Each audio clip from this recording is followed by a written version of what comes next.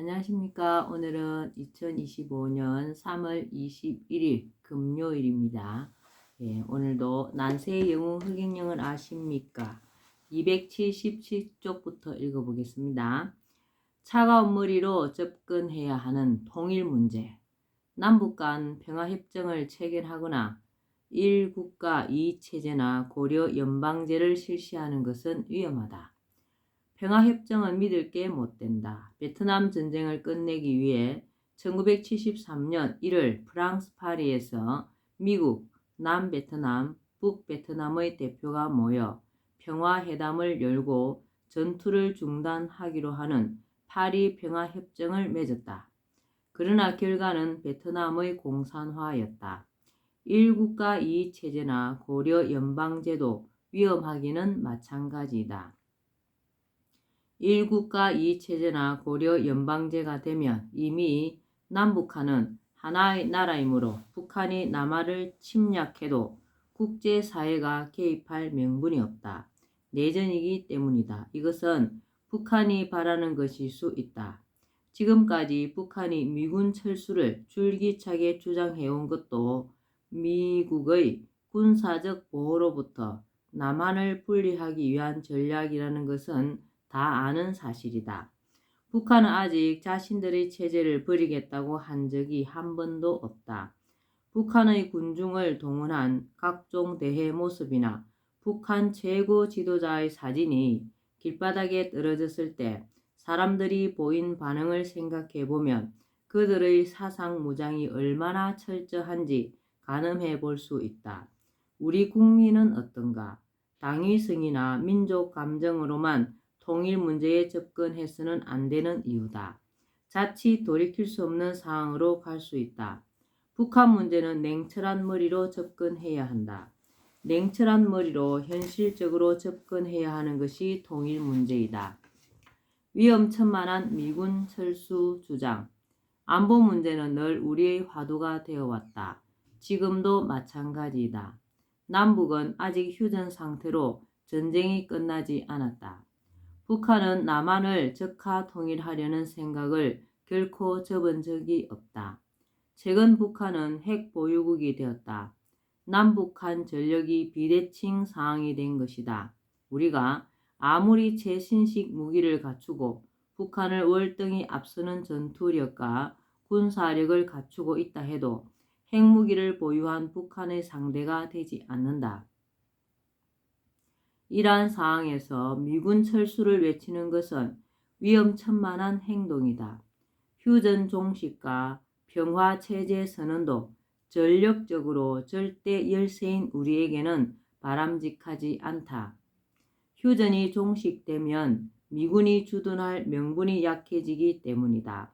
남한에서 미군이 철수하면 하루아침에 북한에 의해 적화될 수 있다는 점을 명심해야 한다.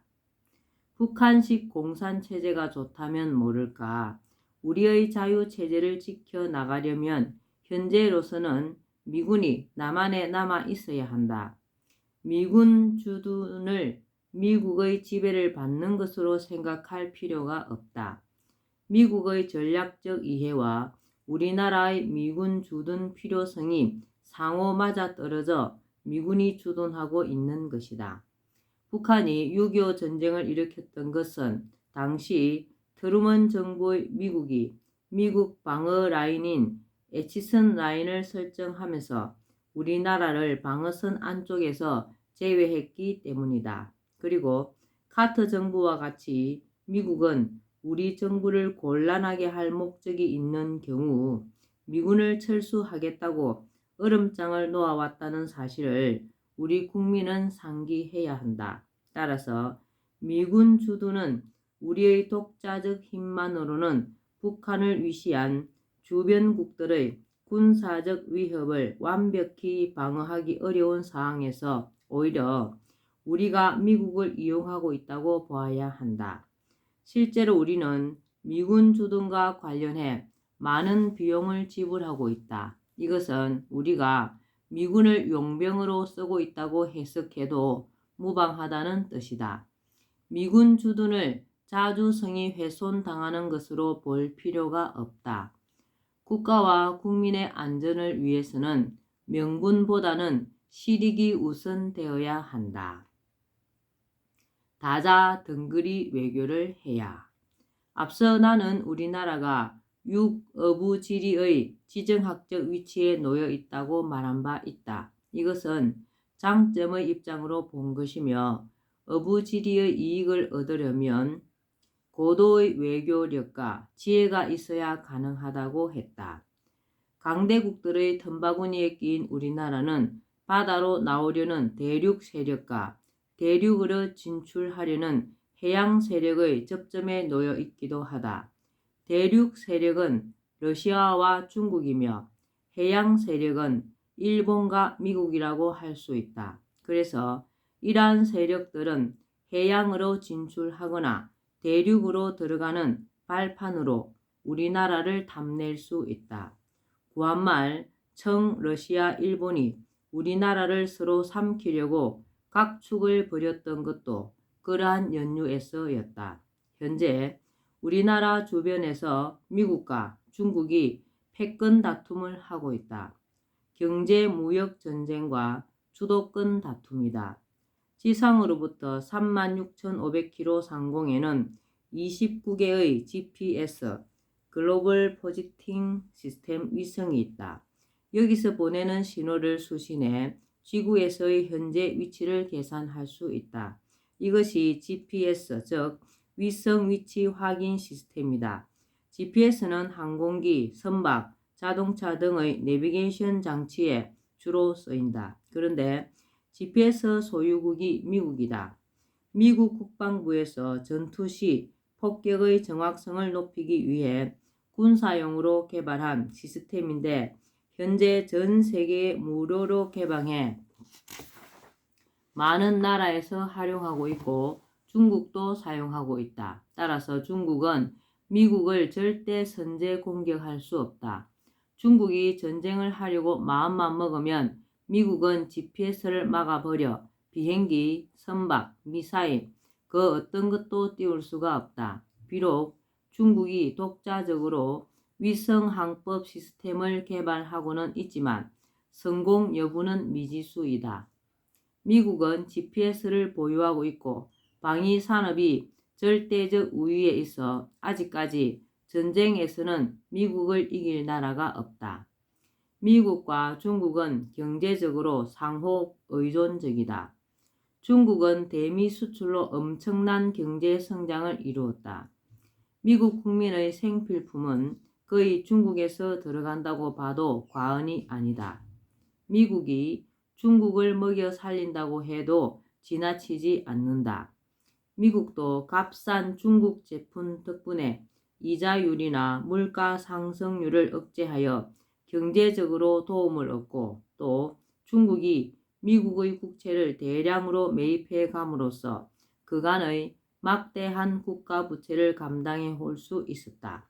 그러나 문제는 미국이 중국에 대해 막대한 채무를 지게 되었고 양국 간의 무역 불균형이 갈수록 심화되고 있다는 점이다. 게다가 중국은 경제 성장을 바탕으로 군사력을 키우며 미국과 군비 경쟁을 하는 등 미국의 패권에 도전하고 있다. 자칫 전쟁의 구실이라도 생기면 미국이 중국을 상대로 전쟁을 불사할 가능성이 여기에 있다. 미중 전쟁에서 미국이 승자가 될 것은 뻔하다. 그렇게 되면 미국의 중국에 대한 채무는 모두 사라지고 중국의 산업은 초토화된다. 미국이 이것을 노릴 수 있다. 그런데 문제는 미중 패권 다툼 속에 우리나라가 고래 싸움에 새우 등 터지는 격이 될 수 있다는 점이다. 미국은 트럼프 대통령 재임 시절 북한과의 수교를 도모했다. 미국 트럼프 대통령과 북한 김정은 국무위원장과의 1, 2차 회담은 표면적으로 북한의 비핵화가 회담의 주제였지만 미국의 궁극적 의도는 북한을 찬미국가로 만들어 중국과 떼어놓으려는 계산이 있었다고 볼 수 있다. 미국은 경제적으로 궁지에 몰린 북한 정권에 남한에 버금가는 경제 성장을 약속하고 어쩌면 미군 주둔까지 얻어내려고 했을 수도 있다. 그렇게 되면 미국은 중국에 대한 굉장히 유리한 입장에 서게 된다. 중국은 사방이 친미 세력에 포위당한 형국이 되기 때문이다. 냉정하게 보면 심한 경우 미국은 북한에 남한을 넘겨줄 수도 있다. 왜냐하면 미국 입장에서 북한이 우리나라보다 훨씬 더 유리한 지정학적 위치에 놓여 있기 때문이다. 중국과 러시아에 바로 붙어 있는 것은 남한이 아니라 북한이다. 그에 비해 우리나라는 북한에 의해 대륙으로부터 분리된 섬나라 형국으로 전략적 가치는 북한보다 못하다.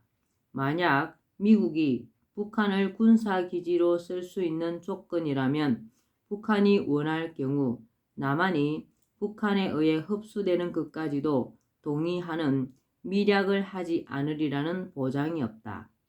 그렇게 되면 미국은 남북이 서로 다른 체제로 미국과 우호 관계를 맺는 것보다 훨씬 다루기도 편하고 중국에 대해 더 강력한 입장이 될 수 있다. 사실 북한의 장거리 미사일 같은 것은 미국에게는 그다지 문제가 되지 않는다. GPS를 가지고 있고 미국의 최첨단 무기는 상상을 초월하기 때문이다. 현재 미국은 중국을 문제 삼고 있을 뿐이다. 중국이 머지않아 미국을 능가하는 경제 대국으로 올라설 수 있고 군사 굴기를 내세우며 미국의 패권에 도전하고 있기 때문이다. 시대의 변화에 따라 국가 간 관계는 얼마든지 바뀔 수 있다. 우리나라는 미국이나 중국 등의 나라와 등거리 외교를 할 필요가 있다. 미국을 멀리하고 중국과의 관계를 중시해서도 안 되고 미국만 중시하고 중국을 멀리할 수도 없다. 미국은 6.25 전쟁 때 앞장서서 우리나라를 위해 싸워준 우방국이다. 그 나라의 많은 젊은이가 알지도 못하는 나라에 와서 목숨을 잃고 부상을 입었다. 그동안 미군이 남한에 주둔하고 있었기 때문에 한반도 내의 전쟁을 예방하는 효과가 있었고 지금도 마찬가지이다. 반면에 중국은 6.25 전쟁 때 100만 대군을 보내어 전쟁을 일으킨 북한을 도왔고 아직도 우리나라에 대해 대한제국 이전에 가졌던 종주권을 잊지 못하고 있는 나라라고 볼 수 있다. 하지만 중국이 우리나라에 경제적으로 커다란 도움이 되는 것을 부인할 수는 없다. 그러므로 우리는 양국 사이에서 고도의 외교술인 불가원, 즉 멀지도 가깝지도 않게 등거리 외교를 하여 우리의 실익을 도모해야 한다. 중국으로부터는 경제적 이익을 도모하고 미국으로부터는 군사적 도움을 꾀하여야 한다. 일본 역시 우리나라와는 원한의 역사가 있고 지금도 틈만 나면 독도 영유권을 주장하는 등 우리의 심기를 건드리지만 좋은 관계를 유지할 필요가 있다. 독도는 어차피 우리가 점유하고 있으므로 일본에 뺏길 가능성은 거의 없다. 해묵은 과거사를 계속 들추어 양국 관계를 불편하게 하는 것은 바람직하지 않다. 우리는 당분간 미국, 일본, 중국, 러시아 등 주변 국가 가급적 등거리의 다자 외교를 통해 우리나라의 살 길을 열어가고 어부지리의 이익을 취해야 한다. 그러나 만약 내가 국가를 이끄는 위치에 간다면 이들 국가 간 역학 관계는 우리나라를 중심으로 급변하게 될 것으로 보고 있다. 네. 오늘은 난세영 흑행령을 아십니까? 여기까지 읽겠습니다. 오늘도 흑행령을 많이 부르고 알려서 행복하고 기쁜 하루 되시기 바랍니다. 감사합니다. 흑행령.